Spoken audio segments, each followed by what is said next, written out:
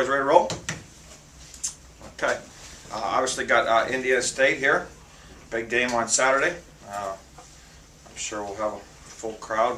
It's obviously a huge game for obviously us and Indiana State. I think we all know that has playoff implications for both football teams. So, but Coach Miles has done a good job earlier in the year. That you guys all know that after we played North Dakota State, they went up there and beat North Dakota State. And I think anytime you can beat those guys, you've shown that you have a pretty good football team.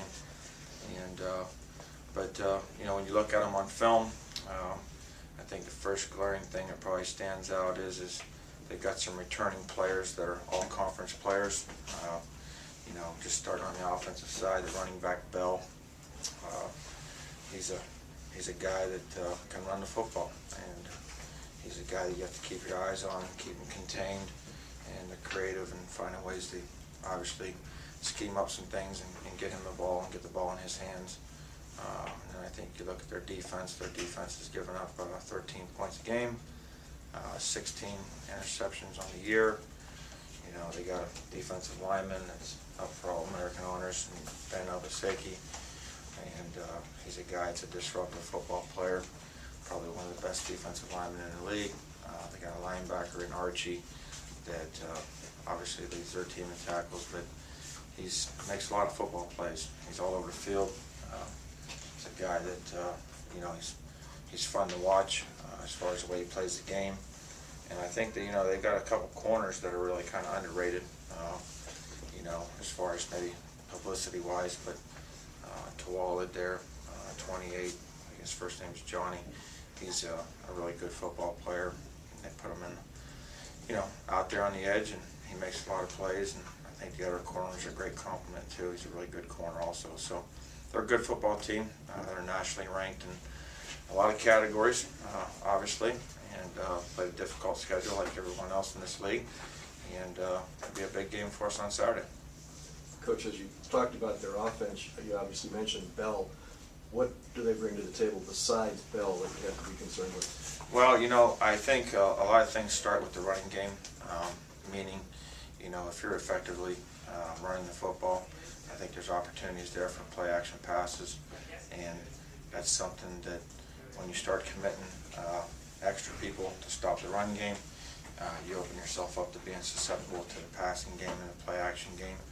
And, you know, they're a creative offense, meaning they do a lot of different formations on balance, shifts, and trades, and things like that to basically make sure your assignment's sound and knowing exactly what you're doing. And they have a pretty wide open playbook when it comes to that. And they kind of have a scheme for every game that they like to use. And, you know, you got to be accountable and defend the field at all times. Has their quarterback Parrish maybe over-exceeded expectations from the beginning of the year? You know, he's a guy that obviously that transferred in there. You know, I think he's got a good complement there with the running back as far as an overall evaluation of probably where they expected him to be and what he was. I know that he had some big shoes to fill because I thought Ronnie Fox was a really good football player.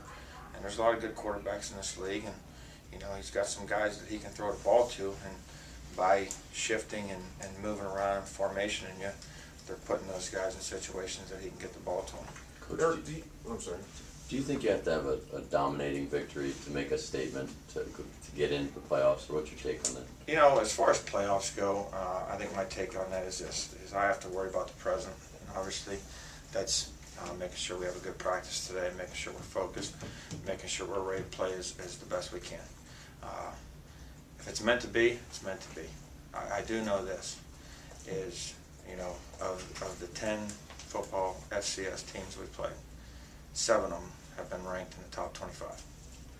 You know, so we've, you know, of all the teams in our league, just in our league alone, you know, we've played 7 teams that have been ranked in the top 25 when you include Albany. You know, there isn't other teams in our league that have played that many. So that with a Pitt win, which to me, I mean, you know, why play money games if they're going to hold it against you? If you win one, it should count as 2. And I think that's hopefully the way it's viewed as. But that's all for naught if we don't take care of business. And I think we learned a lesson last year maybe about looking ahead, you know, and I think our football learned that last year, and obviously we'll see. Does playing Indiana State, which is obviously such a good team, help you maybe not look ahead? You know, you could have overlooked Missouri State last year. I think probably to some extent, you know, Bell gets your attention. I mean, last year I think he had 256 on us, you know, and I mean, probably a good portion of that was on 3 runs, you know, and we know that, you know, and shoot, he's a Walter Payton finalist again this year, and he's a dynamic player, and he's a guy that works hard and does things right, and you know, that's a compliment to him. But if you can't get excited to play these guys in this circumstance at your own stadium, in front of your own people on senior day, you know, it's a great environment, you know, and I think our community knows we need them out there. I mean, we need to have home field advantage. When you go and play some of these other teams, they have home field advantage, and that's the way it needs to be.